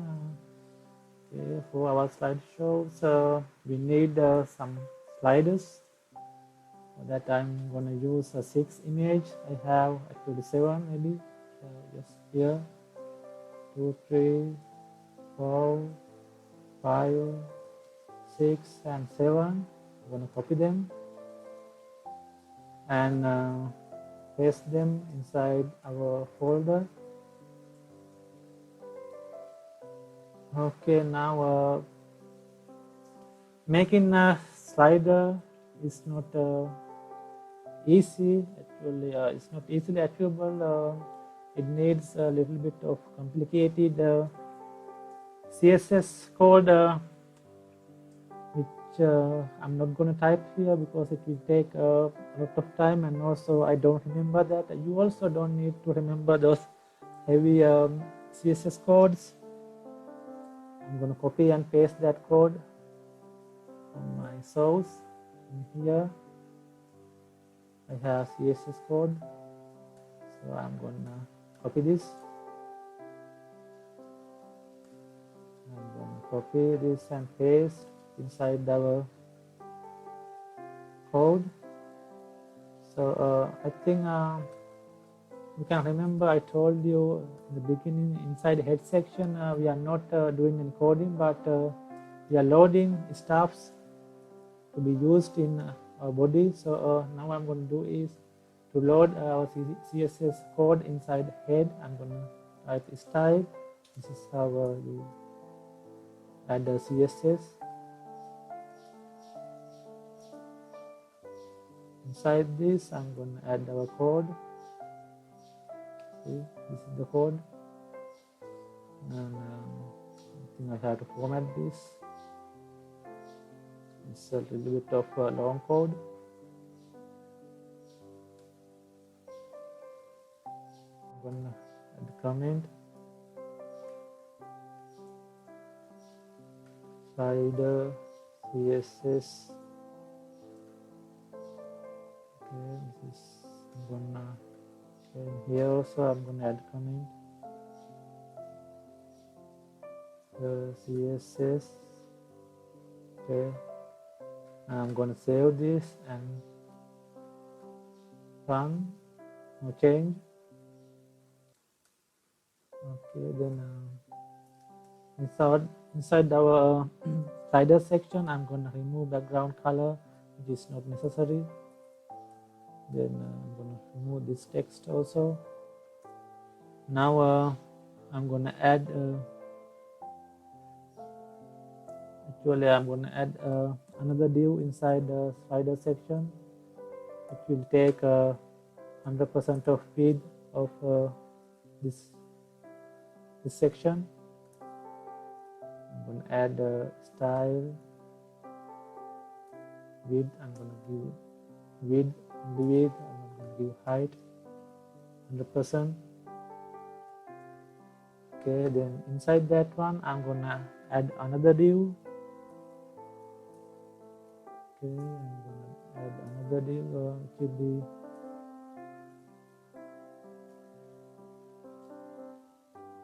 It should be the div that containing our slider. I'm going to give ID for this div. The ID, and I'm going to add slideshow. Actually in here we are putting an ID to this div because inside our CSS code we are accessing this div. I will show you in here. See in here what we are accessing here is that div in here. Okay, and inside this div I'm going to add a slideshow container, in other words a slideshow wrapper. Okay, this is a whole bunch of div. This is kind of messy. I'm going to load the class. Now in here class means the CSS class that we have made in our header section. I'm going to give the slide wrapper. Now here slide wrapper means the name of our CSS class. I will show you. See in here, this is the class. Okay.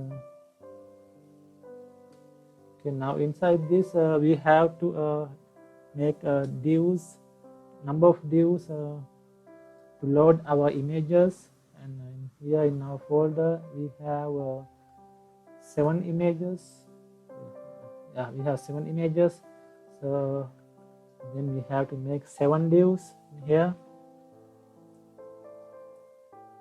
If you have more than 7, you have to make divs as much as images you have.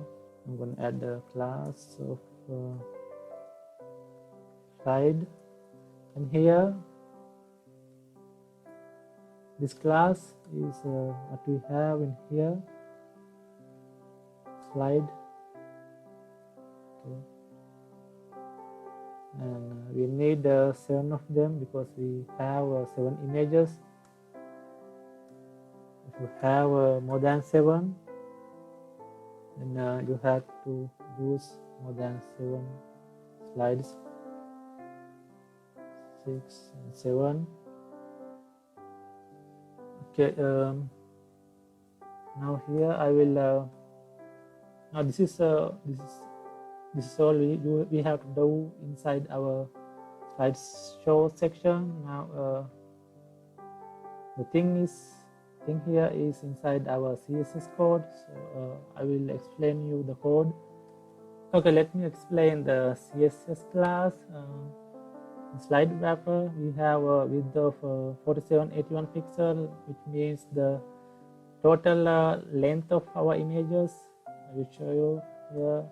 These images are each going to take width of 683 pixels, and we have 7 images here. If you multiply 683 pixels by 7, you will get this number, 4781 pixels. And in here you can see 18 seconds.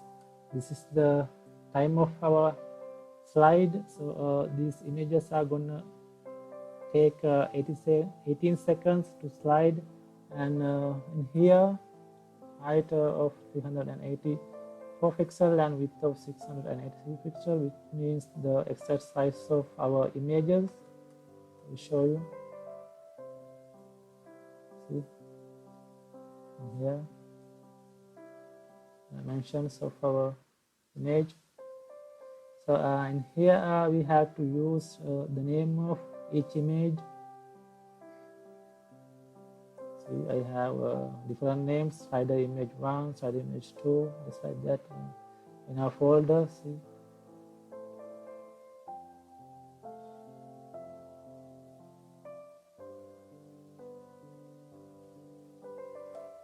so I think these names should be similar to the names of our images. So I'm going to change these names.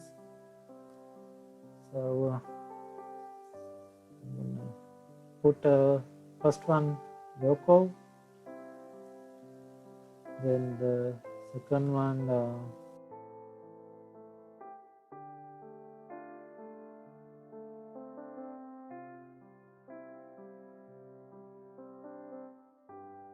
Lisa, last but not least.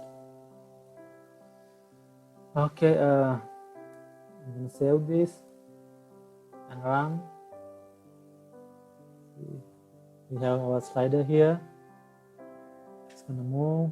Our slider is moving. Now actually using HTML CSS making a slider is not that easy, but I think this is the most easiest way to make an image slider using HTML and only CSS.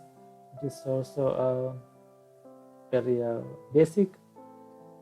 Okay, I think we are so far. Actually, we are completely done with our website. Okay, let me add something more. Little bit of I'm going to do something with our moving text section. In the background is not that nice, so I'm going to add a gradient.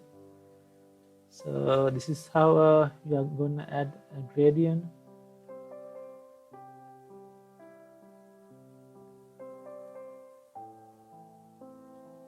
So we have to find moving text section here. I'm going to remove the background color attribute. Background gradient, we have to add background gradient. Then inside brackets, blue, then blue to white. Our gradient should be, and I'm going to save and run. No, gradient is not working. Let's see.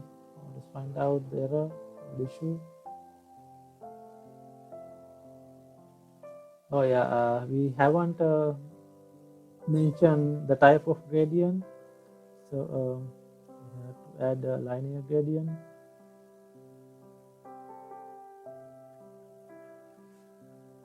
So in here there are a few types of gradients. So if you just put gradient, it's not gonna work. You have to specify the type of gradient. Here I'm using linear gradient. You have to maybe use a circular gradient or something like that. So, okay, I'm gonna. It's also not working.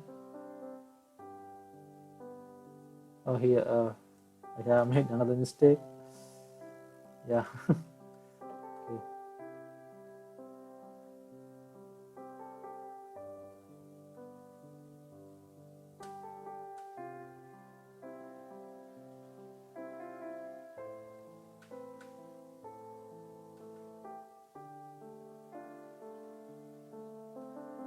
Okay, there's another mistake.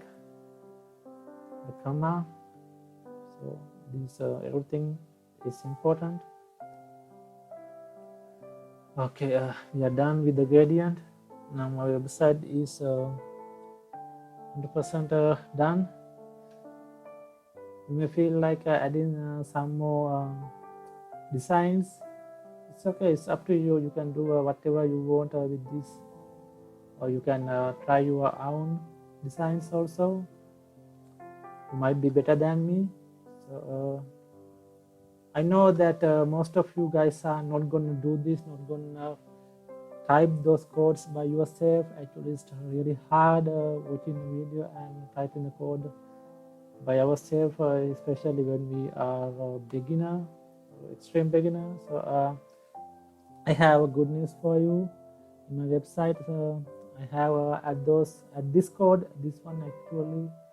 So whole project you can download it. I'm gonna go my website. Okay. It will take a while. Inside the portfolio section, you will see the project here, design tutorial. So I'm gonna click this chain, and it will redirect you to the portfolio single page. So in here you can download this project. I'm going to download this for you.